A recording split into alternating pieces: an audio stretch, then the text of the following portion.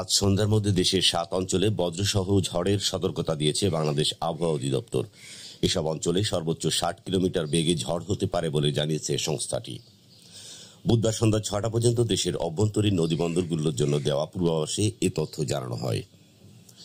আবহাওয়া অফিস জানায়, আজ সন্ধ্যা ৬টার মধ্যে খুলনা, বরিশাল, পটুয়াখালী, নোয়াখালী, কুমিল্লা, চট্টগ্রাম, কক্সবাজার এবং এসব অঞ্চলের উপর দিয়ে দক্ষিণ দক্ষিণ পূর্ব দিক থেকে ঘন্টায় ৪৫ থেকে ৬০ কিলোমিটার বেগে বৃষ্টি, বজ্রবৃষ্টি সহ অস্থায়ীভাবে দমকা ঝোড়ো হাওয়া বয়ে যেতে পারে। এসব এলাকায় নদীবন্দরকে ১ নম্বর সতর্ক সংকেত দেখাতে বলা হয়েছে।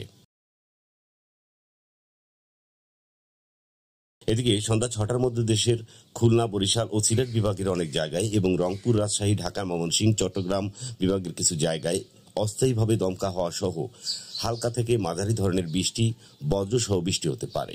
সেই সঙ্গে সারা দেশের কোথাও কোথাও মাঝারি ধরনের ভারী থেকে অতি ভারী বর্ষণ হতে পারে।